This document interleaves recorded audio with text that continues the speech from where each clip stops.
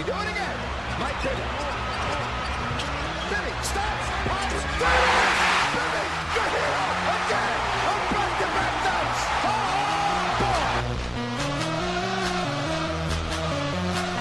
1.5 seconds, no timeouts. Tyreek at the hole. Oh, my goodness.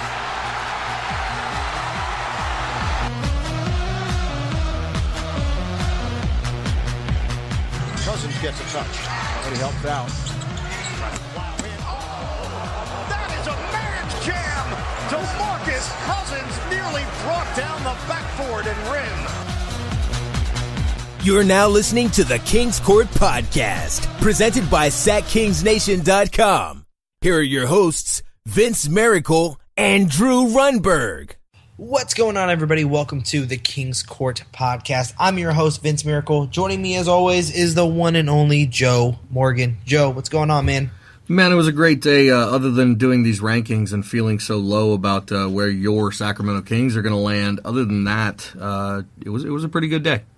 Yeah, today was my daughter's birthday. We're recording the show on Monday. You guys are hearing it on Tuesday, so I've only done this one other time, so I'm going to do it again. Happy birthday, Noe. Now that she's old enough to actually hear it, yeah. Yeah, now that she has to listen to it in the car when I drive her to school or to her grandma's house, she definitely knows the show. So when I say her name, she's going to be like, hey, Daddy, you said my name on your show. Well, for that matter, I better say it too. Happy birthday, Noe. Have a great one. Well, guys, before we get to our rankings, as we promised, I don't know if you guys have seen the tweet yet, but there is a tweet out right now saying that we are giving out prizes to those who leave a rating on our iTunes account. So if you're on iTunes or Stitcher, wherever you're listening to the show, type in the Kings Court, go subscribe, and leave us a rating. Everyone who leaves us a rating will get put into a drawing, and your names will be drawn out. We have quite a few of these prizes from our sponsor, who I will not name yet. We have quite a few prizes from them, so a handful of you guys may win. All you have to do to enter is leave a rating on iTunes. 5 stars, 1 star, whatever you think of the show, just be honest. Leave it on there, things that you love, things that you want us to improve on. Again, leave it there, and we will put you into that drawing so you can win something from one of our sponsors.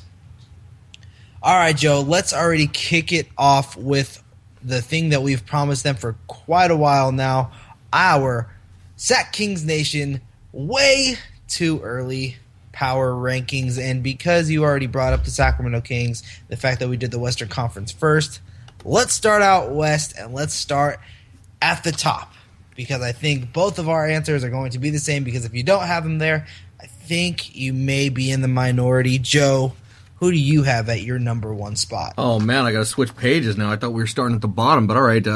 Obviously, the Golden State Warriors. I don't think anybody can argue.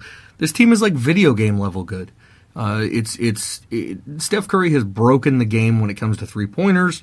Adding Kevin Durant to this team is just it's amazing what they've done and what they can do this year. I don't know if they can break 73 again, but I would be willing to bet a couple dollars that they're going to be wearing some new jewelry by the end of next year. Yeah, I think it pays to pay against them right now. Even if you bet on them, I think you have to bet. As of right now, I think you have to bet over $120 just to get break even, or just to win a little bit of money back. So you're really not winning anything if you really bet on them. So I'd probably take the field against them, because I think you talked about it with Sean. I'm looking at this roster, and yes, I do have them as the number one place team right now in the power rankings, and rightfully so. You have to have it with how many offensive weapons that they have, and especially with the addition of Kevin Durant. But they're one injury away from being a problem, maybe two. I mean, their bench is not as solid as many people think. You twist an ankle, and it all changes. But, man, it's hard to look at that team, though. Oh, yeah, no, that team comes into town. You know it's going to be one of those games where, like, can the Kings at least put on a showing? Can they find a way to slow down Kevin Durant? If they're slowing down Kevin Durant, who's slowing down Curry? I mean, they have so many different offensive weapons, and you're kind of seeing them put on display a little bit here in the Olympics with KD, Draymond, and Klay. And surprisingly, Klay's had a kind of an up and down type of Olympics, and same with Kevin Durant. In that Australia game, he ate his favorite candy bar before the game. You know what candy bar that was, Joe? I do not. it's Butterfingers because, man, he was losing that ball everywhere. I mean, Joe Ingles was just getting into him, and he was scared for some reason. The guy Anderson was just putting in work. He's like, KD, you think you're long and you can do this little fade post? Watch my post fade. And he was just banging it in his face every time. And it was like Kevin Durant has those little issues where, you know, he's definitely isolation ball. And I think what you saw, I believe it was against Serbia, the ball was getting stagnant again. Serbia was making their comeback. And when we get to the Kings, Joe, we're definitely going to bring up Bogdanovic. But they're playing against Serbia, and Klay Thompson goes to set a backdoor screen for Kevin Durant. And because the team was struggling at that time, Durant did not use the screen, and the play finished off with Klay and Durant standing within like maybe 10 feet of each other, and the ball became very stagnant once again, one-sided on the floor, and luckily it turned into a foul, and DeMarcus went to the free throw line, but still, it was one of those things where you even saw Klay on the front end of your screen just jumping up and down like, go use the screen, get back door, and that was one of the biggest problems for Durant in OKC was if the team is struggling, it's one-on-one basketball until someone starts scoring, wait till my turn goes, and that's where I think you'll see some interesting things happening with the Warriors and how he develops into that system, because I think people have brought it up and they don't bring it up enough, but because of the way Scotty Brooks coached and how they basically let Durant and Westbrook do whatever he wanted to do, he may have picked up some bad habits from a team perspective. So I'm very intrigued by that. But without a doubt, the number one seed is definitely going to the Golden State Warriors. All right, Joe, what is your number 2 place team? My number 2 is the San Antonio Spurs. I mean, you add Pau Gasol to a team that already has Aldridge and Leonard, Tony Parker. It's going to be a good spot. I mean, this team's going to go far, and obviously Popovich coaching that squad. You know, I think they have LaMarcus. Man, you're leaving out the key guys there. Well, I'm saying, I mean, you're talking about a squad that has, in any other year, would have a good chance to run pretty deep, but they're not going to overcome the Warriors. I just don't see it happening. So they have to be in your 2 spot.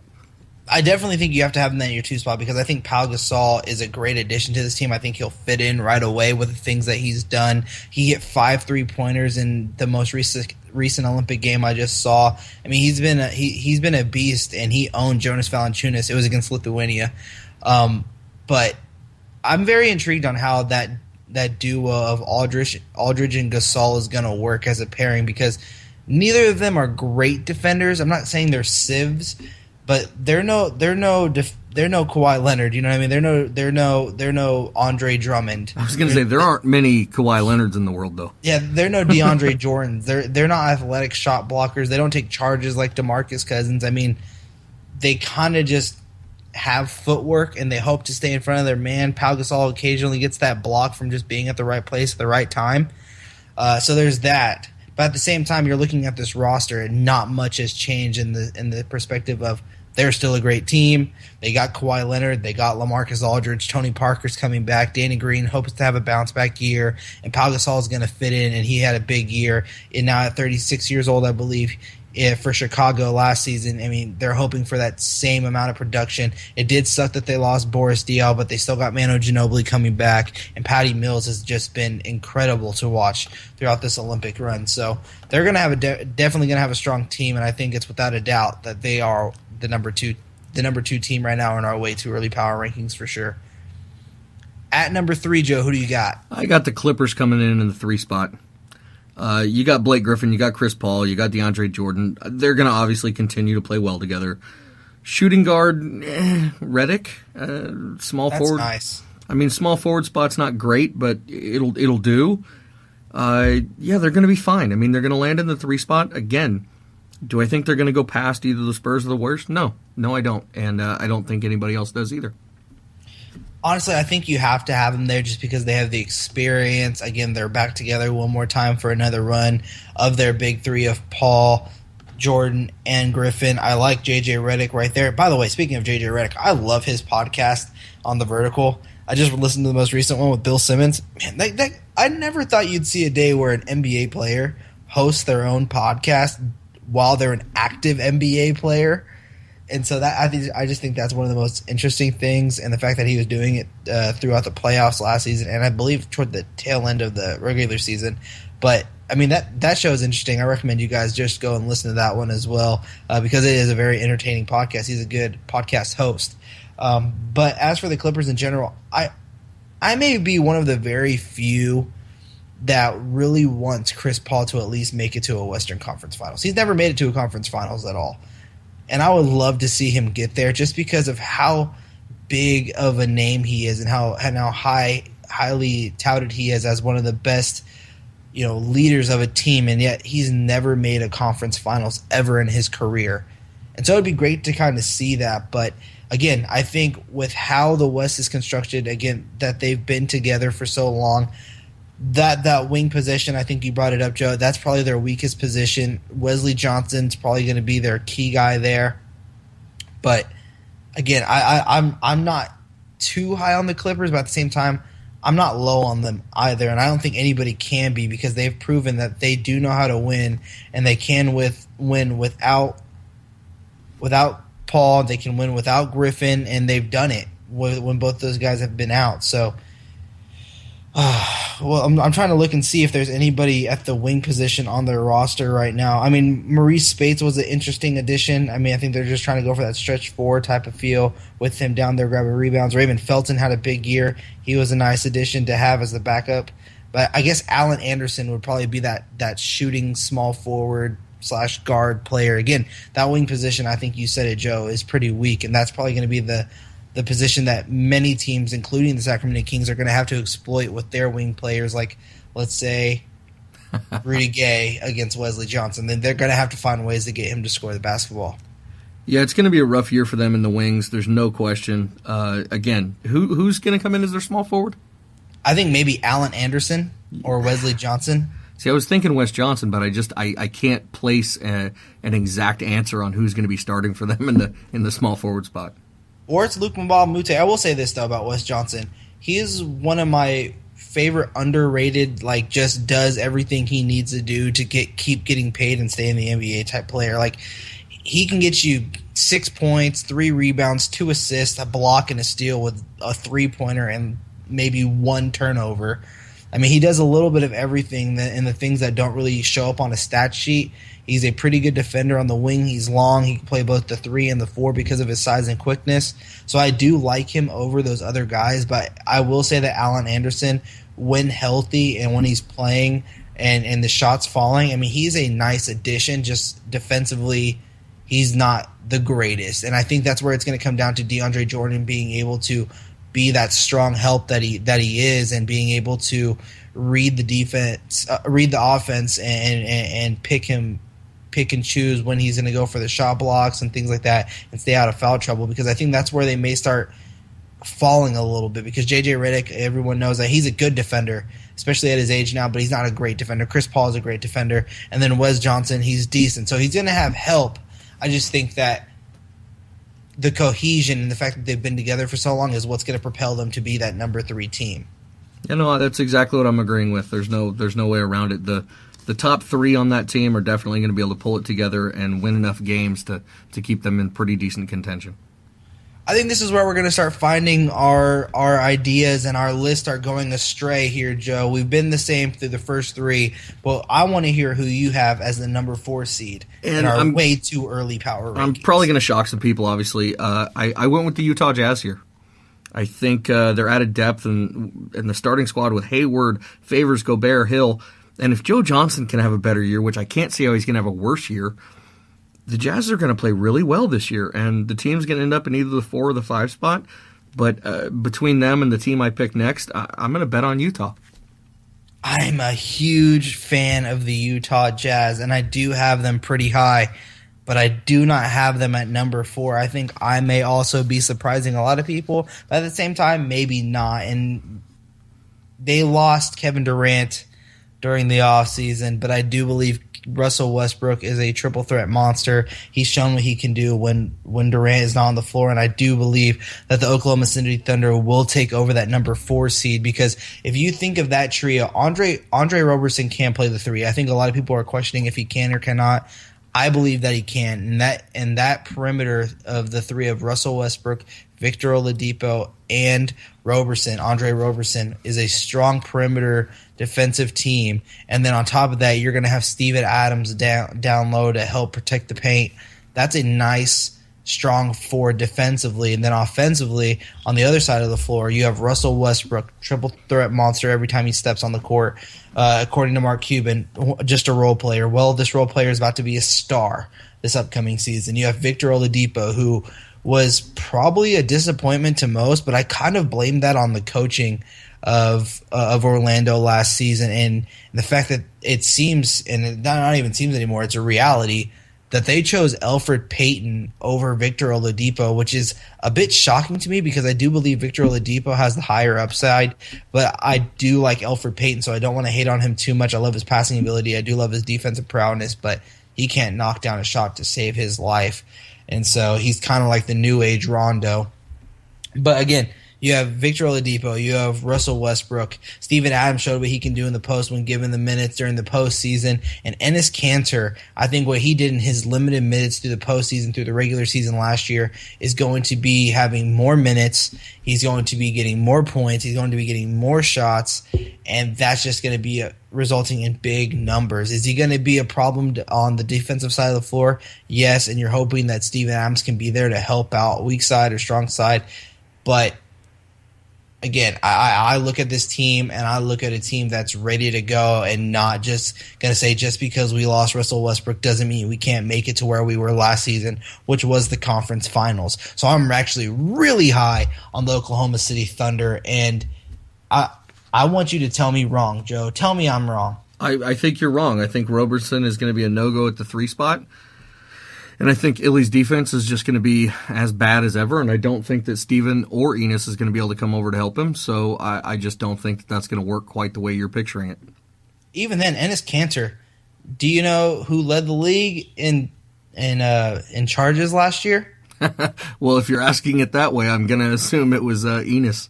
It was Enes Kanter, Ghostface Illy, one of the best nicknames in the NBA, and it's a nickname that he did not give himself, Swaggy P. Another guy who I want to bring up that we're not really talking about is Anthony Morrow coming off that bench. I think that is a strong addition as well. He's already been on the team, so I don't know why I said addition. But he's a guy who can knock down that 3-point shot with consistency and is one of those players that can be a spark plug off that bench. And Kyle Singler, I'm probably going to get that talk of, are you serious? It's Kyle Singler. But, Joe, we've been off the record before, and we talked about the Thunder, I think, early last year before everything happened, completely off the record. But I am a huge fan of Kyle Singler and the things that he can do. He's not a sieve on defense. He actually likes to get into players, and I think that's where the issue is because he has no lateral quickness, so he kind of gets beat when he kind of gets too close to his defender or to the player that he's guarding. And so that's where he kind of gets beat a little bit. But at least he tries. He puts in the effort. And the fact that he can knock down a wide-open shot, he can put the ball on the floor and drive it to the basket. I'm a huge fan of Kyle Singler. And if he can develop a little bit more offensively and defensively, just a tad more to where he can stay on the floor and not be a problem and not be a liability, I think he's a player you have to look at as potentially starting there. But again, I would put quite a bit of money that you're going to see a starting trio of Westbrook, Roberson, and Oladipo. And I know a lot of people are thinking really Roberson at the 3, but I'm telling you, I don't see that being too far off. Roberson is capable of playing that small forward position. My question to you would be their bench. They have zero depth anywhere. If you do put Roberson in and Singler comes in, okay, that's fine. Now name the rest of their squad. Okay, their center can be backed up, but Nick who's Collison. coming in? I just don't. I don't see that as a positive. Nick Collison has been there. He's not in there to be a shot blocker. He's in there to put a body on somebody and make the right play offensively, with whether that being the right pass. Then you have Ghostface Illy off the bench. Maybe Mitch McGary can be something as well. I mean, with the bench players, I think you're really just looking for solid a solid 13 minutes from somebody, and if someone can get hot, then you're there. But on the wing position, to have Anthony Morrow there, Ursane to play the 3-4 spot, I mean, you have players that can come in and be something. And again, at 6'7", Andre Roberson is a player who can play that small forward spot, and he's arguably that team's best defender. And I'm saying that. I mean, he's arguably the team's best defender, and we saw what he could do during the playoffs. And if he can knock down the shots like he was doing in the finals or then the conference finals, I mean, he has the potential to have a really big season. And I'm not going to bet against him. I really think Andre Roberson can be a strong player for anybody, fantasy-wise and in reality, and he's going to have a big year for OKC next year. And so I have them as my number 4 team in my way too early power rankings. All right. Moving on to the 5. Who do you have in your 5 spot? Can't go away from them too long, and I told you I had them pretty high. You actually had them higher than me, but I love the Utah Jazz team. The way they have formed this team and the way that they basically have no holes. Derek Favors, Rudy Gobert at the 4 and 5, Gordon Hayward, Rodney Hood, Alec Burks, Dante Exum, George Hill, Shelvin Mack, Joe Johnson, Boris Diaw. I mean, that's 10 players off the top of my head. Tell me where it goes wrong. I mean, this team is just amazing. Have they won before? No, and that's where I kind of had my issue. I had them close at being at 3 when I first started this, just because of how much I love this team, and the fact that they were the number 1 defense after the All-Star break last season is a huge plus for me, and the fact that they just added more offensive weapons with Boris Diaw, with Joe Johnson. I mean, this team has just gotten better. I think a year together just made them a bit stronger. And adding George Hill, who just had a career year in 3-point percentage, and the fact that he's knocking down jump shots, I believe at 41%.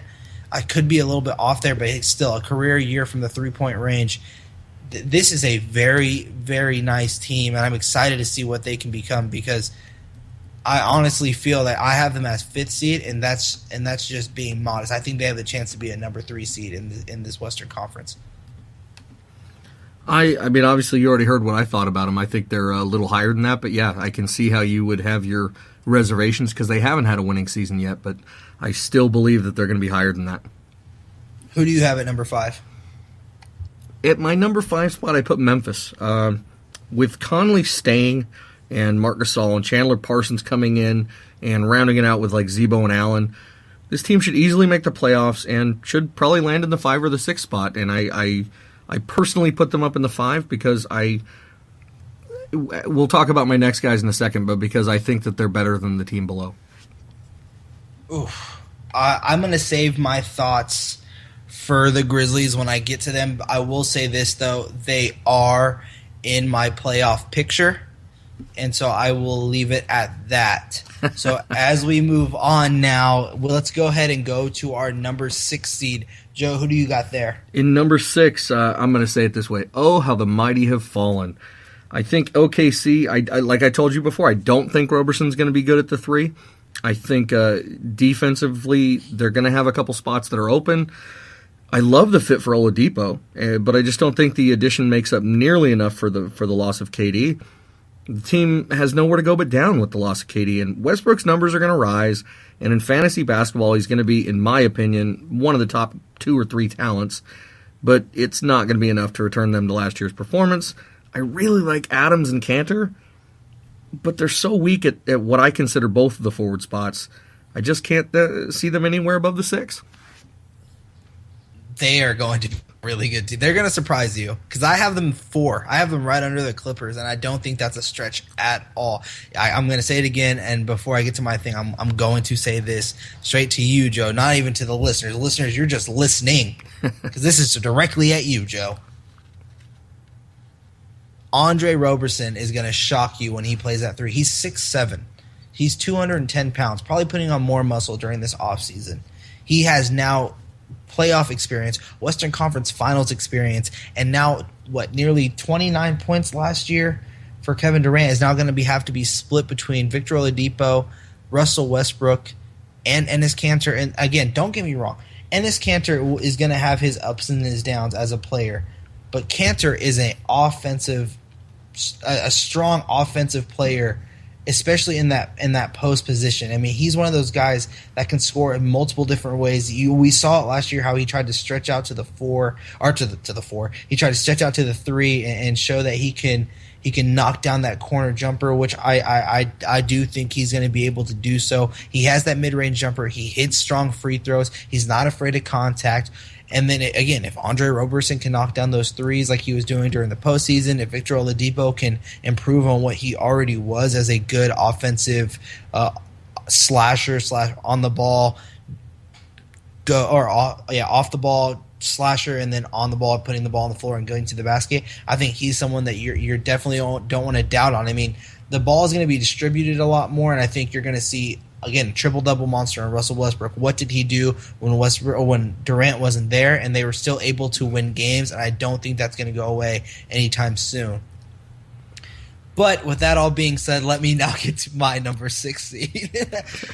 I have the Portland Trail Blazers, and I think that this may be a little bit of a stretch. I do think that last year's playoff push was a bit of a surprise for a lot of people. No one was expecting too much from the Blazers, and the fact that they held their own against the Warriors in their matchup was actually something very impressive to see, and I don't see that going away. I think CJ McCollum proved that he is going to be an offensive stud in the NBA going forward. I think Damian Lillard is continuing to prove why he needs to be an all-star. He's becoming that DeMarcus Cousins, like, are you serious? Why is he not an all-star yet type of player? And I'm right there with him. And on top of that, I'm going to put this on there as well, just because we're talking about Damian Lillard, a.k.a. Dame Dollar, best rapper in the NBA. And you just made my day. I just want you to know that. You just made my day brighter. Hashtag So Gone Challenge. Check it out. That dude is dope. Hashtag Dame Dollar. He's the man. He is the man.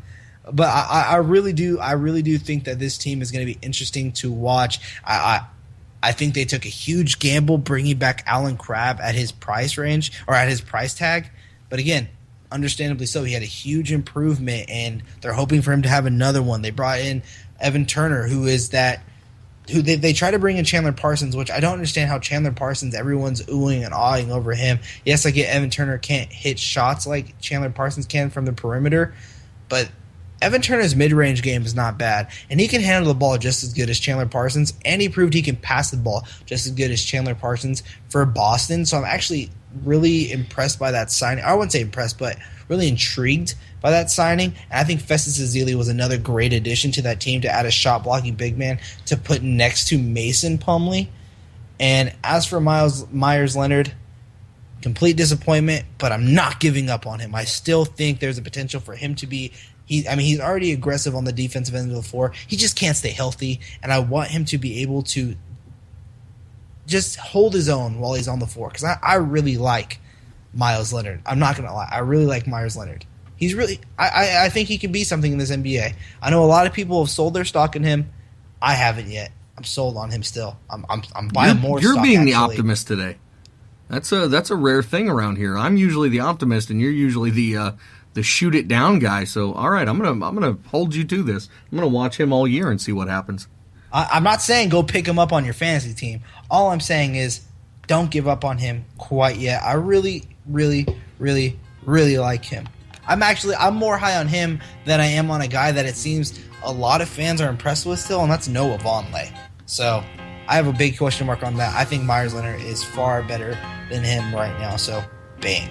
That's my number 6 seed. And I'm going to pause the show right here, guys, to give a shout out to our sponsors before we go from 7 to 15. Everyone go to check out BrickHouseIndustries.com. Check out all of their apparel from hats, shirts, and socks. And when checking out, be sure to use promo code Kings Court, and you will get a 10% discount on any of your purchases. Also, if you guys want to keep up to date with all of their new apparel, and you don't want to keep typing in that URL into your drive, first off, I mean, why not? You should keep doing that, or at least bookmark it so you just have to click it. But if that's too hard for you, don't worry. We understand. That's why they're in your apps on Twitter and on Instagram at BrickHouse_IND. All right, Joe, let's go ahead and finish off this Western Conference. Who do you got at the number 7 seed? I got Houston coming in there. Pat Bev, Clint Capella, Ryan Anderson, and of course James Harden make up this squad's no defense, all offense. I don't think that Houston is going to be great this year. Obviously, I got them down in the 7th. I don't think they're even going to go past the first round of the playoffs. But again, I think that Ariza is going to play well. I think Beverly's going to play well. Capella, But Anderson and Harden, I like the team. I don't think they're going to be great again, but I think they're good enough to land in the 7th seed. I have the Memphis Grizzlies here. And for a lot of the reasons that I think you brought up earlier, where did you have the Grizzlies again? I got the Grizzlies in 5. Yeah, see, I have them at the 7, and I do like the fact that Mike Conley is returning to Memphis for this upcoming season, but he has not been the same since his injuries. He's kind of been declining since. I had the stat. I lost it. I'm gonna say since 2014, his stats have kind of been declining. And that's a big issue for me. Tony Allen is a year older. Marc Gasol is coming back from a huge injury. Zach Randolph, Zebo, love him to death. Again, constantly has been battling injuries over this past season. Chandler Parsons, well, he was a great addition to this team. I think he is a nice fit. Also is an injury-prone type of player. So you're looking at all that from the roster from top to bottom, and you're not seeing anything that jumps off the page to you. And again, now this is another year where they're going to have to find a way to, 1, stay healthy, 2, get adapted to a brand new coach and a brand new system and how they're going to run this game. And I think that's where they're going to start seeing their struggles, and that's where I have a bit of my worries. Now, don't get me wrong. I'm high on Mike Conley. I think Mike Conley can be a huge player for this team. I think he has the chance to be an all-star this upcoming season. I think the reason why he got paid is because the Grizzlies believe that same reason, and I think that he's going to be a fantasy stud. I'll leave it at that. I think that he's going to have the ball in his hands more than people think, and that's why I'm starting to grow more and more in love with Mike Conley as a fantasy player. The only thing that worries me is his health. With that all being said, I do have them as my number 7 seed. Just to throw it back to a sponsor we have during the season, Mike Conley is going to be somebody you want to keep your eye on in FanDuel. That is going to be a guy who's going to be cheap, and he's going to be holding that ball more than anybody. It's going to be an outstanding pickup if he stays in the cheap price range. I don't think he's going to be cheap, but I think he's going to be a mid-level play. And I think that's where, if you want, instead of spending all your money on a guy like Steph Curry, getting a mid-level play like a Mike Conley, or possibly even a cheaper play. And I think these are the players that you're going to see their price fluctuate throughout the entire season. It's like a Mike Conley or even a Reggie Jackson. So just to throw some FanDuel stuff out there. Just to throw that out there. I just couldn't pass that guy up because, again, I'm already running my numbers for this year, and that's definitely one of the guys that's high on my list. All right, Joe, let's move on to the 8th and final playoff spot. Who is making the cut? Who is your number 8 seed? My last spot is Portland. Portland Trailblazers, obviously Damian and McCollum are going to be leading that team to a serviceable season. I think that they're going to be in the 8th or the 9th, but I'm going with the 8th because I believe in them more than I believe in my next team. And again, Evan Turner signing, man, $70 million? It's a new world that we live in. Al-Farouq Aminu, Plumlee, not huge fan, but he was putting up numbers throughout that series with the Warriors, though. Yeah, but that's the same thing you say about Roberson, and I just don't see that carrying over to a full season. I'm not excited about one series play. Anybody can have a good 3, 4, 5 games. All I'm saying is that Mason Plumlee, I don't think they want him at the 5. They want him at the 4. They brought in Festus Ezeli, Al-Farouq Aminu. It was one of their team's strongest defenders last year, especially playing the 3-4 spot. That's going to be tough. Evan Turner, again, what he showed in Boston proved that he is just as good of a player. And let me pause that because I think a lot of you guys are going to misconstrue what I'm going to say. He is of the tier of a Chandler Parsons, and that's who the team was initially targeting in the offseason. And I don't think that they're too far off. Again, Chandler Parsons can knock down a jumper, and I think he's the better player. But I think tier-wise, if you're looking at this as levels, I don't see why you can't say Evan Turner is in that same level of player as a Chandler Parsons.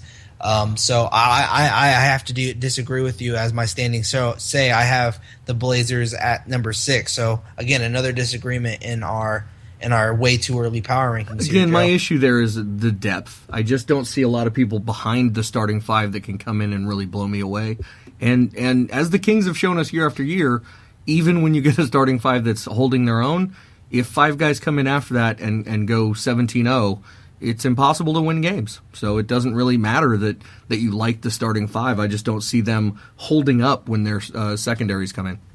I don't know. I mean, you have Alan Crabb. They brought him back for big money for a reason. He had a big improving year last season. They're hoping for him to have another one. Ed Davis showed what he can be coming off the bench for the Warriors. Or for the Warriors. Ed Davis showed what he can be behind Festus Ezeli, who showed what he can do for the Warriors, and what he did off the bench. Ed Davis did during the postseason and through the regular season, getting blocks, getting rebounds, and his limited minutes is something to definitely look out for. Mo Harkless is definitely a strong player for a perimeter defender. Again, is a strong slasher. He needs to work on his jumper. I think he's someone you don't want to take your eyes off of. I brought up Myers Leonard earlier. Again, I'm going to bring him up here. He's someone who can score the basketball. Shabazz Napier, someone who can score the basketball. You can name off these guys, and it's not like, oh, the starting five is in, and now the starting five is out. No, these players are going to be in there. If Damian Lillard's out, without a doubt, C.J. McCollum's also going to be on the floor, and these rosters are going to mix and match all the way around. And I think that's what you have to take into account when you're looking at this team. Is I think they built a team that's definitely moving up and down with the fact that they're ready to play small and they're ready to defend whatever the Warriors throw out there, because the Warriors have the targets on their back, and everyone's trying to form their team to beat them. And the Jazz have done it in a different way. They're trying to go big. Same thing with the Clippers. They're trying to do it in a little bit of a different way, staying big and being able to out-rebound them. But the Blazers are doing it in a way where we're going to match you defensively, and we have enough shooters on our team that we believe can score on you as well. And that's why I'm really high on the Blazers. I could see that going either way. I'm not going to change my opinion. I still think 8th seed, but I can at least understand your point of view. With my 8th seed, I think I'm going to surprise quite a few people, and I have the Houston Rockets barely squeaking in to this 8th seeded spot. And the reason why I'm doing that is, one, they play no defense. I mean, that's a given. And when you have a lineup of James Harden, Eric Gordon, Trevor Ariza, Ryan Anderson, and Clint Capella, that's the projected starting five. Tell me the player that defends on that team for that starting five. I hope their crowd is loud, and that helps people miss, because it ain't going to be one of the five guys on the court stopping the ball. Because Clint Capella was already dealing with foul trouble last season. Now he has more players that he has to help defend and probably get into more foul trouble. We talked about this over the season for the Sacramento Kings. What was wrong with Willie Cauley-Stein on defense? How come he kept getting into foul trouble? Because his teammate didn't know how to defend the perimeter, and he got into foul trouble because he had to go help and try to block a shot. That's going to be Clint Capella, and that's where you're going to start seeing these issues. And a funny thing is Patrick Beverley, is he a starter or is he coming off the bench? And it seems like he's coming off the bench, which is drawing up a huge amount of problems. I think it's going to draw up a huge amount of problems, but it's drawing up a huge amount of interest in a rumor that's been starting to swirl around, and I think this is a good time to bring it up, is that the Houston Rockets are rumored to be the team most interested in acquiring Rudy Gay. And Joe, you and I have spoken about this quite a few times, and fans, we definitely want to hear your thoughts on this. So hashtag the Kings Court on Twitter and start joining in the conversation on all social media platforms. But Joe, here's my proposal to you. If you're the Rockets, I will give you Rudy Gay for Patrick Beverley. Actually, scratch that. I'll give you Rudy Gay and Ben McLemore for Corey Brewer and Patrick Beverley. Do you take that deal? I think no. I would want Ariza rather than Brewer. If the Kings can get Ariza, I think that would be amazing. I think Ariza and Rudy Gay, as talent-wise, is kind of like the Evan Turner and Chandler Parsons discussion. I don't think that's far off. And honestly, I think Rudy Gay fits that 7 seconds or less offense that Mike D'Antoni is now going to be running. And I honestly think that that's a really good fit for that team, especially since James Harden is going to be that team's point guard without a doubt in my mind.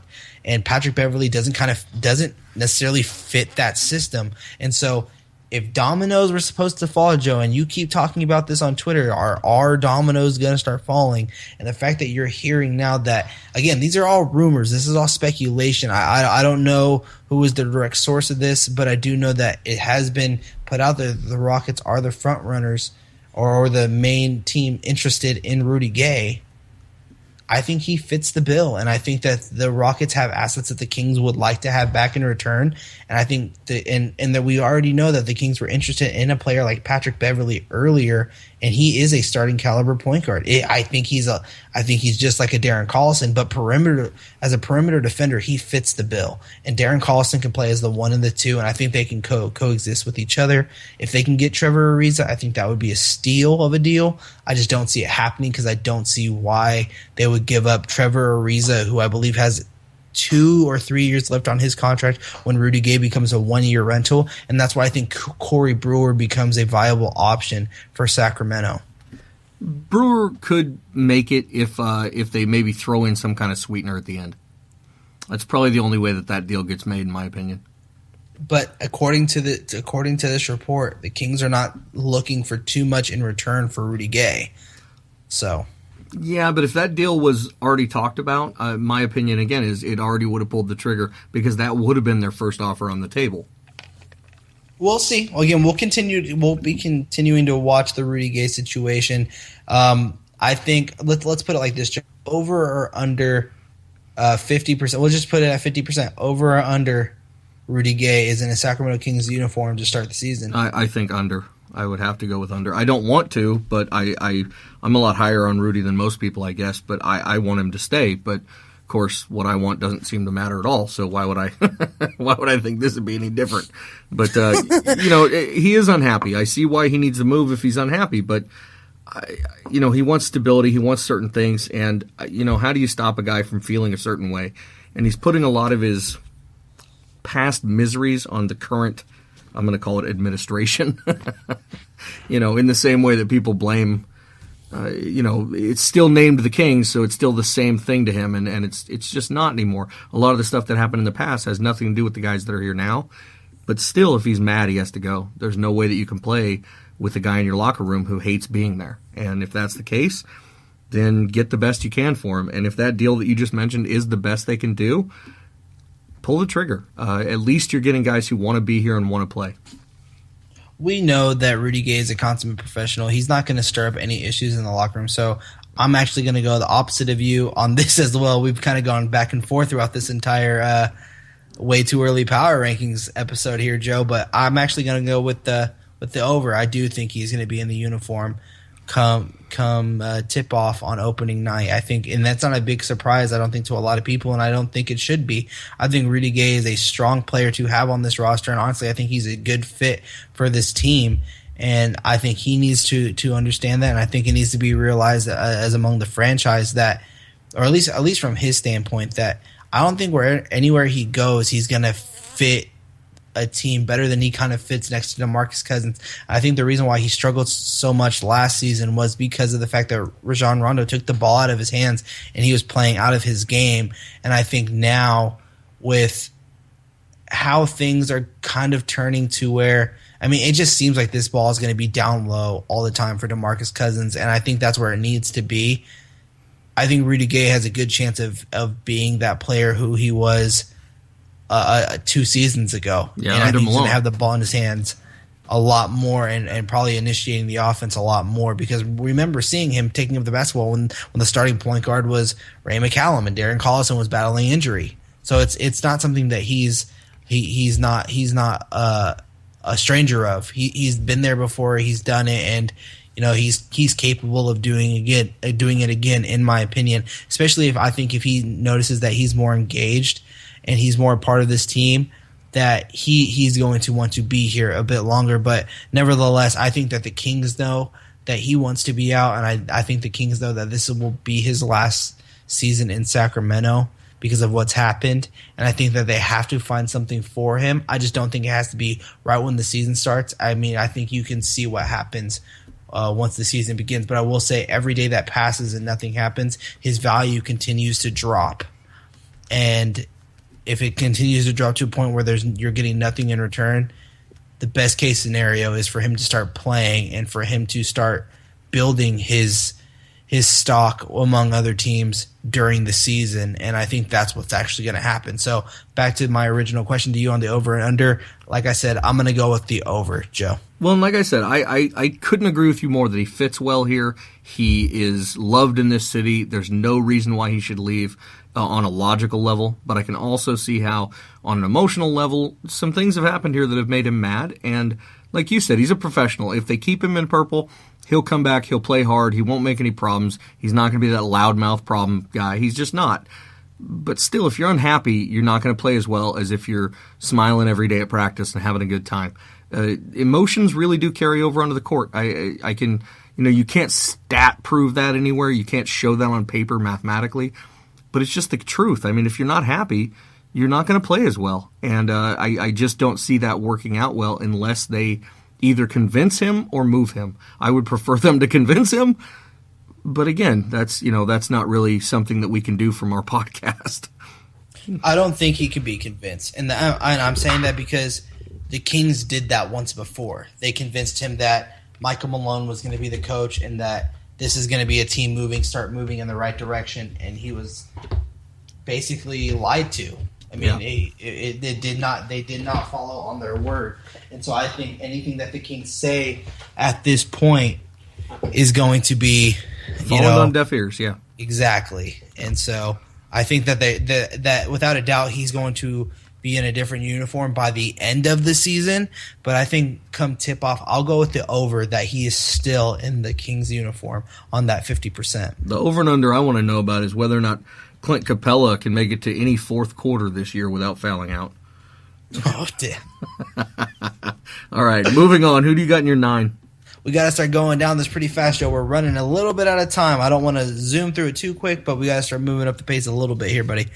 At number 9, I have a surprising team and a team that I think is gonna surprise a lot of people. I have the Minnesota Timberwolves, and I absolutely love this team. I love the young assets and the young players that they have on this roster, and I think that they're ready to make a big jump. And I think it's going to be this season. Karl Anthony Towns is ready to have another breakout year after a strong, excellent rookie performance. I think Gorky Dang, now as the definitive starter at the center position, is ready to have a big year for Minnesota. Ricky Rubio's is he going to be the starter come the start of the season? Maybe, but it looks like what he's showing in the Olympics is that he is ready for the season. He looks healthy, he looks quick, and he looks like he's not afraid to shoot the basketball. Zach LaVine, interesting prospect. Andrew Wiggins, he's going to be a beast. He's going to be averaging 20-plus points, and I love what he can do.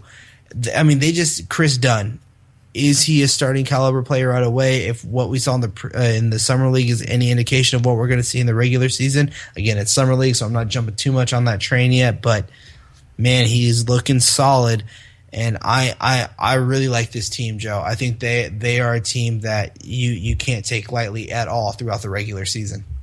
I actually agree with you. I just switched this today. I was flip-flopping between the two that I have in my 9 and my 10 spots, but I agree with you. If Chris Dunn can come out and take over quickly, again, you're talking about it, Rubio, Levine, Wiggins, Towns, and Dang. Well, now you make that Chris Dunn, Levine, Wiggins, Towns, and Dang, and I think that that's going to be a heck of a team. And under Tom Thibodeau, how's that going to work out? I think it's going to be amazing. He's going to be able to teach them up quite quickly and get them moving. I don't think they're a playoff caliber team, obviously, but I can see them landing really close and then in the future even doing better. I mean, their defense, especially at that center position, the depth that they have there, Cole Aldridge, Jordan Hill, Adrian Payne, Nikola Pekovic. I mean, Greg Smith. They have so many bigs that can come in there and be a force and throw a body into someone. Is KG still on the roster as a player? I thought that last year was his final deal. I could be wrong. He's showing right now as on the roster. I'm pretty sure he walked last year, but again, they might just – maybe I'm wrong. I really enjoy Bielitsa as a stretch 4 as well. I think he's a player that can do a little bit of everything from a stat sheet perspective. He's an underrated passer from a player. I know he kind of had an up and down year, but if he gets the minutes, I'm not giving up on Bielitsa. Let's just put it like that. I'm not high on him, but I'm not low on him either. I'm just staying at a very moderate tone. I do believe he has upside. Stay at that moderate tone there. And who do you got coming in your 10th spot? I got the Dallas Mavericks, and I don't think they got any worse than they were last season. but at the same time, I don't think they got any better. I really am a huge fan of Harrison Barnes, and I want him to prove to everyone that he can be a star in this league. I do think he is better than Chandler Parsons. I'm going to say it. I might get a lot of crap for it, but I'm at VM Center. Let me hear what you got to say. All right, I'm ready. But I really like Harrison Barnes, and I think that he can be a player that shocks a lot of people. Not necessarily shocks, but meets the expectations of what people thought he was going to be when he came out of the draft. And I'm excited to see what he can be there. You basically have the same old team coming back with Dirk, Darren.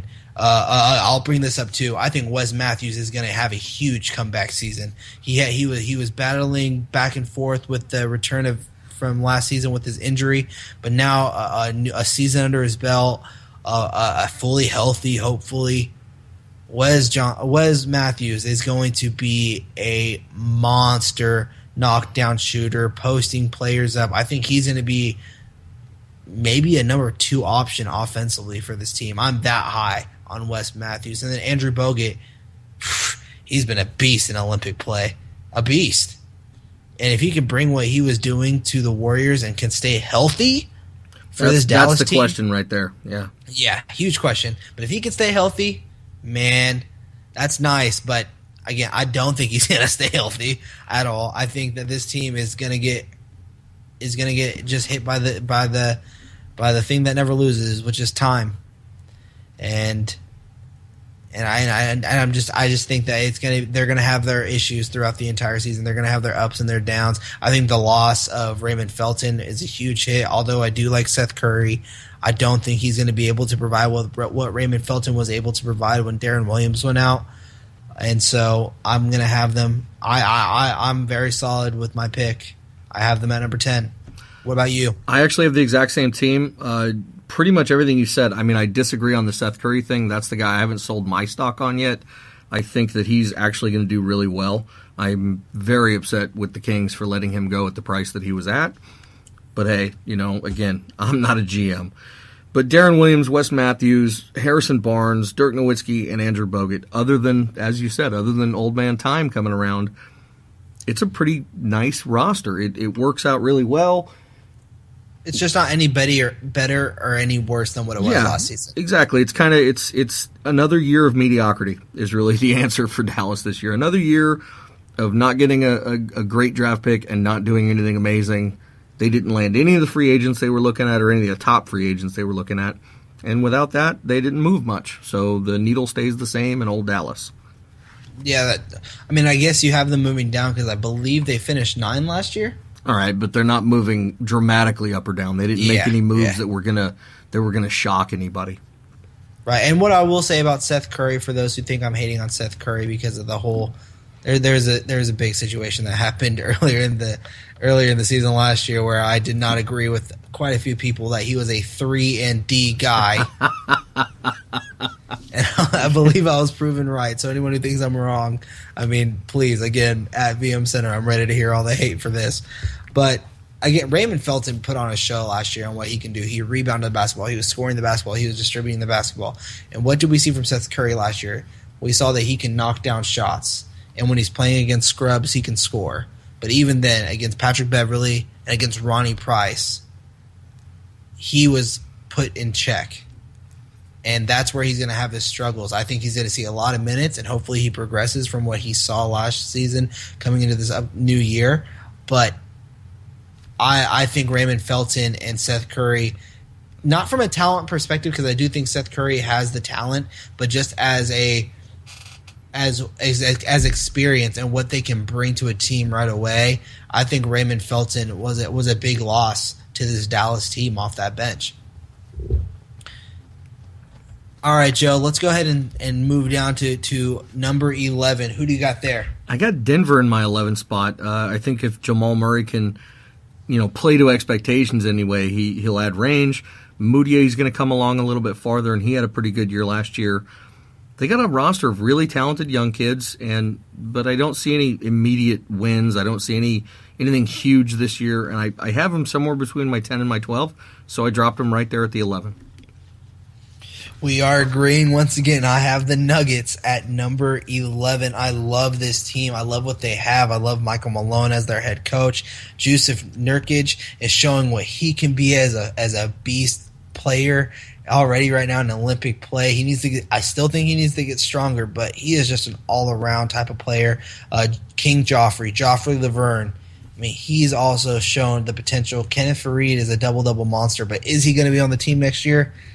We'll see. I really like Danilo Gallinari. I really like Wilson Chandler. Emmanuel Mudiay showed promise by the end of the season. Michael Malone talks highly about how much he's working on that jumper.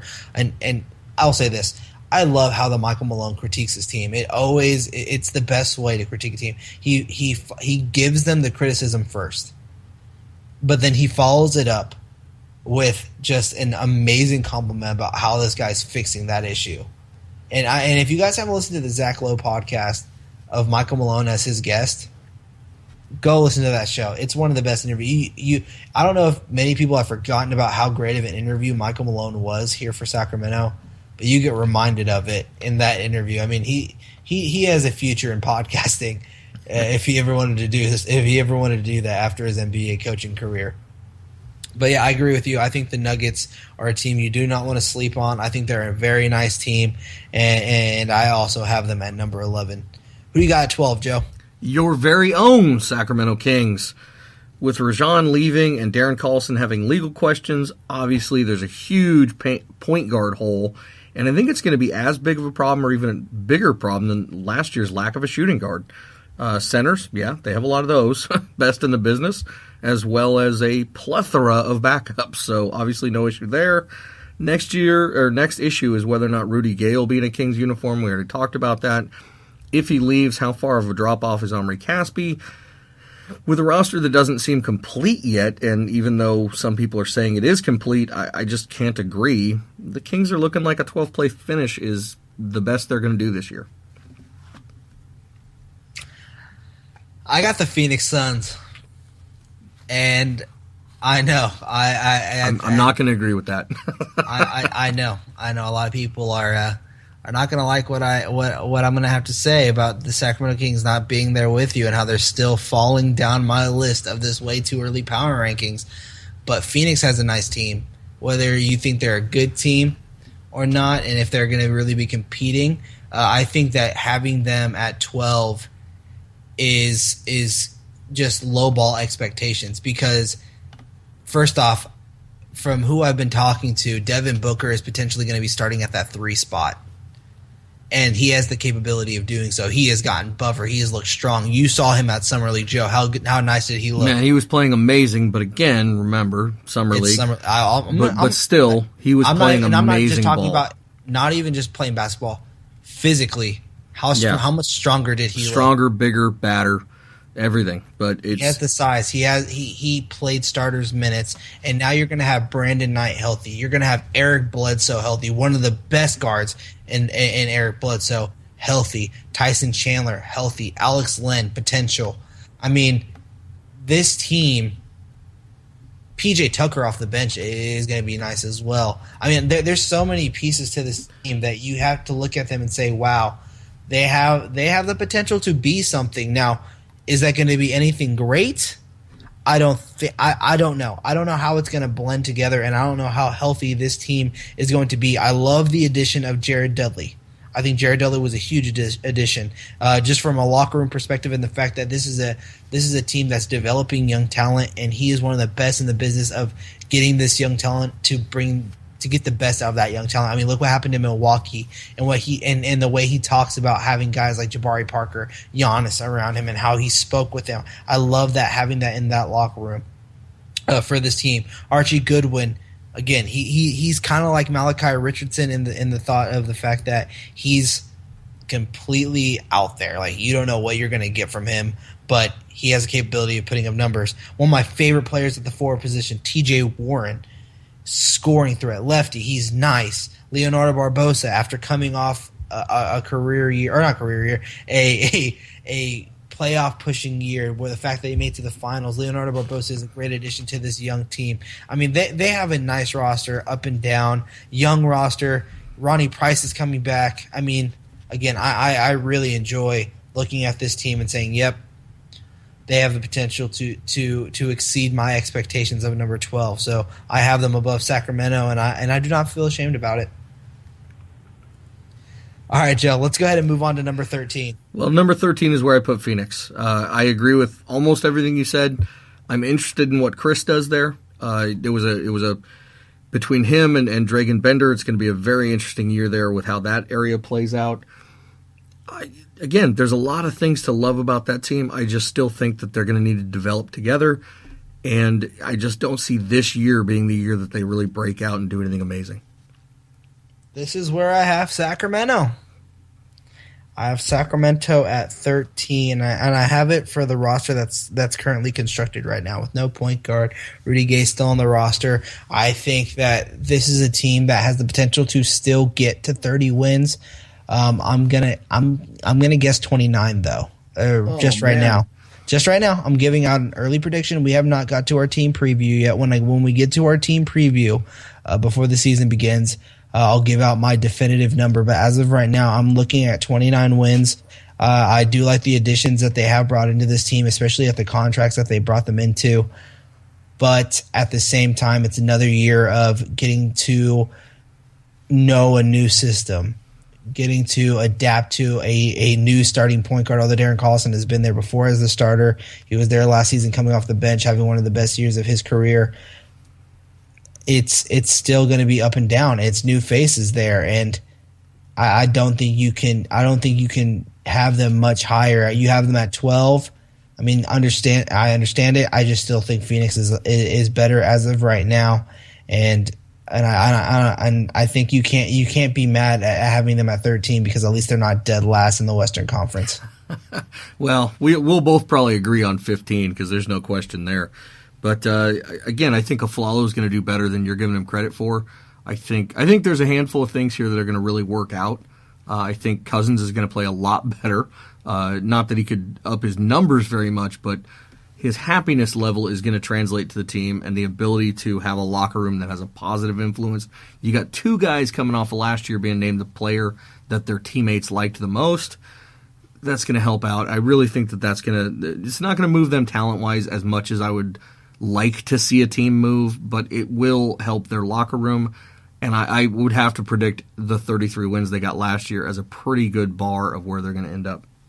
Don't get me wrong. I really like Sacramento. I like Aaron Aflalo. I just think he's past his prime defensively. He's not there. I mean, if anything, defensively, he's a 3. Shooting-wise, it's very sporadic. He's not a three-point shooting.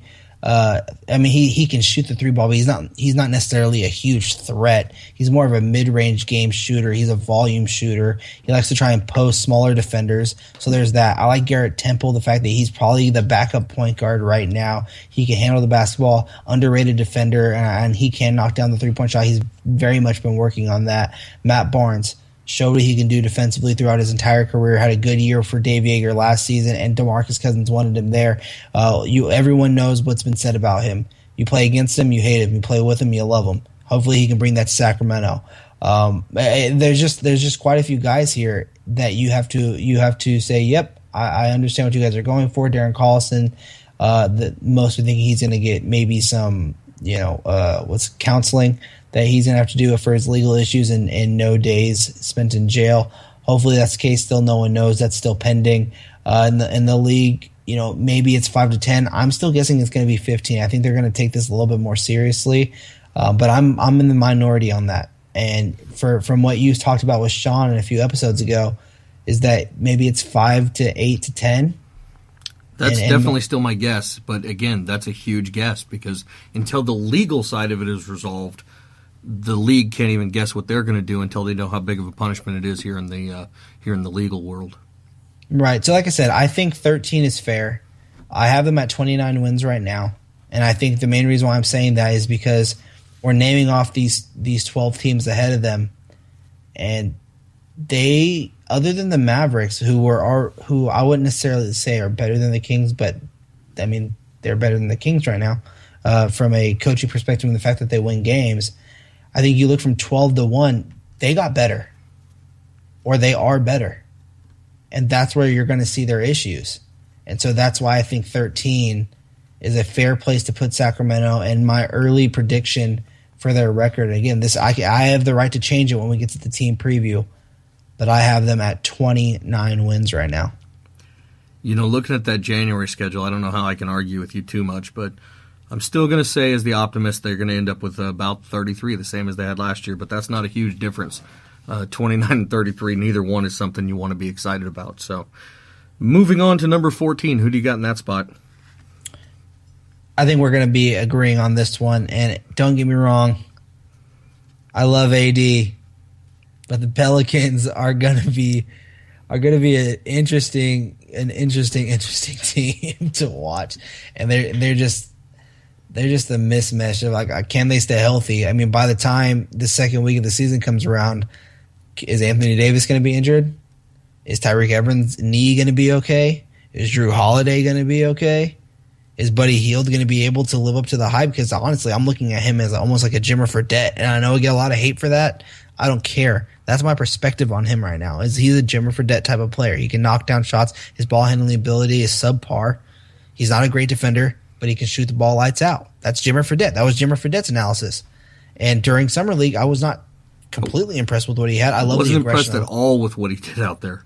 Against substandard performers out there, against rookies and second year guys, it just did not impress me the way the hype was pre-draft. I will say this: their starting five is decent. Drew Holiday, Buddy Hield, Tyreke Evans, Terrence Jones, and Anthony Davis. I like it. I like their starting five. It's when we get to the depth where I have their issues. And honestly, that starting five, I'm just comparing it to Sacramento's team. And if you're comparing it to Sacramento's team, after you heard what I just said about 12 through 1, I think Sacramento has the better roster. And that's why I say, if you're looking at it from that perspective, I think that the Pelicans have to be at number 14, and it's going to be a close battle between the Kings and the Pelicans. Yeah, Buddy Hield, I don't see him living up to everything that everybody was talking about. That whole team. I also have them at 14, obviously, and I still see them just having a rough year. Now, if they stay completely healthy all year long, yeah, they'll probably land above that, but they're not going to. Nobody ever does. There's always problems on every single team, and they just don't have any kind of, anything. They don't have anything other than Davis to really be a bright spot in their future. So I like Etuan Moore. I like that addition of Etuan Moore. If Norris Cole can stay healthy, that's nice. I mean, that's the thing, though, is can these guys stay healthy? Well, yeah, exactly. And what team has made it through an entire year without anybody getting hurt? It's pretty unheard of. Somebody's going to stub their toe. Somebody's going to do something, and I just don't see Pelicans having a good year. So I think we can safely move on from the Pellies. I think I'll say this. I think the Timberwolves are going to have that season that the Pelicans had when they made the 8th seed, and that's why I'm so high on the Wolves. But that's like the comparison I can bring, because I think I'm going to get a lot of really that high when you hear the number 9 selection that I had with the Wolves. But that's just me.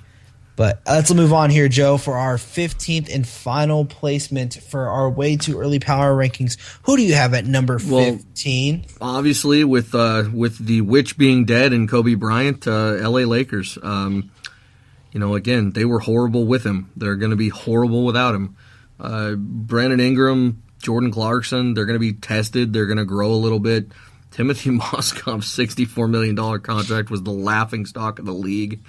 Hey, don't I hate on my boy Mozgov? I don't hate him, man. If I was him, I'd be giving my agent, sending him flowers every day or something, scotch, I don't know, because that was a heck of a move. But, Luke Walton's going to have his hands absolutely full.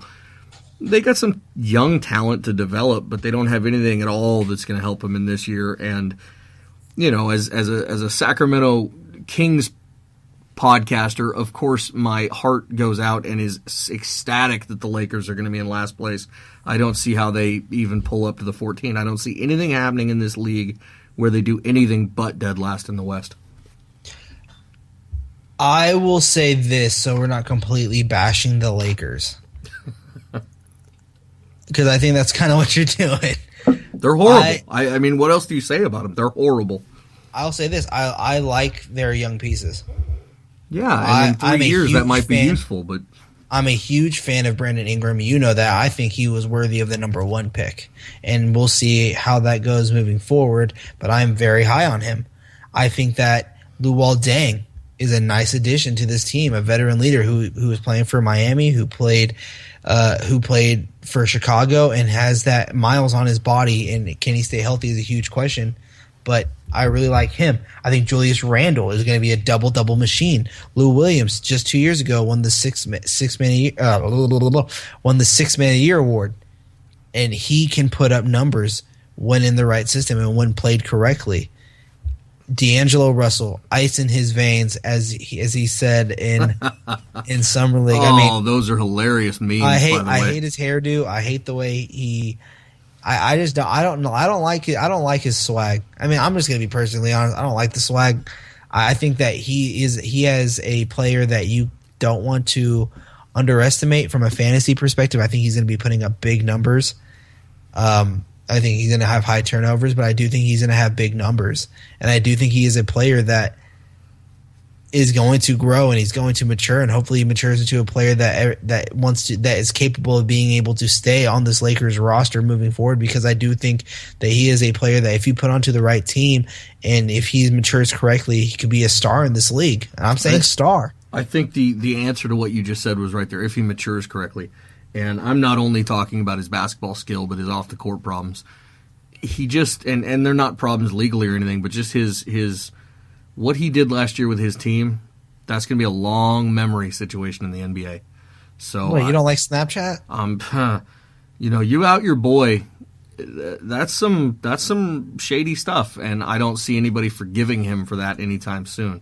There were a couple games last year where you could watch him get passed around, where the ball was, he's clearly open and people stare straight at him and like, nope, not giving it to you, rat. And I think that's really going to hamper his development. Okay, and I'll move on here to go to Mozgov, because I think D'Angelo, again, I'm going to say if he matures correctly, and from what we saw towards the end of the season, what he did to the Kings, I mean, he has the potential to be a very strong player in this league. But moving on to Mozgov, he's dealing with an injury right now. He's going to be re-examined later this week from an injury that he happened during the international play in Tbilisi, Georgia. Tbilisi, Georgia, or whatever. There's the international tournament that's going on. He got injured, and so he's going to be reevaluated later this week. The Lakers are hoping that doesn't linger on into the regular season. But he's better than Roy Hibbert, and that's something that you can say. He's a big body, and he's not afraid to throw his body into anybody that comes in front of him. And so I think that he's actually an upgrade. Just I think that the payment to get him was ridiculous. But I'm gonna rely on the veterans that they added, Jose Calderon and Luol Deng, as the veteran leaders in that locker room, and I think Jordan Clarkson's gonna have a big year, a comeback year. But again, I'm gonna turn to my big three for this team without a doubt, and I think I'm gonna surprise some people by not including Jordan Clarkson in this is Julius Randle, D'Angelo Russell, and Brandon Ingram. That's their big three, and that's the three that is going to be moving forward to help elevate this franchise. And I think that they're still young. They're still going to be developing. Yes, they've added in pieces to become better, but they're still going to be the worst team in the Western Conference. And that is our show, guys. I want to thank you guys all for listening to our way too early Western Conference power rankings. Next week, we may be moving on to the East, or maybe we'll have something else there for you. But more than likely, we will be moving on to the Eastern Conference. Also, just so you guys know, the game is coming back once again. We have 2 new competitors. I cannot announce them yet because I have to make sure it gets locked in. But they are 2 very special guests, and you guys are going to enjoy them very, very much. And it's going to be, I think, a close matchup. I'm very excited to see what this is, or not what this is, but what this can be when these 2 guys go at it. So with that all being said, Joe, any final thoughts, and let the fans out there know where they can find you online? Man, you can find me at Sac Sports Morgan, and any of the hate that you have for any of our predictions, again, at Sac Sports Morgan. Hit me up. Let me know what you think. Yeah, definitely. I want to hear you guys' thoughts on these rankings. Where do you guys have certain things? Hashtag the Kings Court and start joining into the conversation on all social media platforms. Once again, the hashtag is hashtag the Kings Court. Also, guys, just to give another shout out to our contest that we're doing right now. If you go leave a rating from now to the next time we do a Kings Court podcast, leave a rating on iTunes or Stitcher, wherever you're listening, and your name will be put into a drawing to win a prize from one of our sponsors. Now, what that prize will be announced when we have our winners, but what I will say is that we have multiple items that can be won, and for multiple people that leave a rating. So you leave a rating, your name gets put into a drawing, and you have a chance to win. So just go on iTunes, leave that rating, and let us know what you think. It doesn't even have to be a good one. If you guys don't like the show, let us know that you don't like it. Guess what? Your name's in. I'm not going to lie. It hurt my feelings a little bit if it's like, hey, Vince, get off the thing. Oh, but I'd understand. And your name would be put in the drawing. You guys can also follow me on all social media platforms of @VM Center. Be sure to go check out brickhouse.industries.com and check out all of their apparel and use promo code KingsCourt for a 10% discount on any of your purchases. Bookmark SacKingsNation.com for all of your in-depth coverage of the Sacramento Kings. And until next time, Sacramento Kings fans, bye-bye.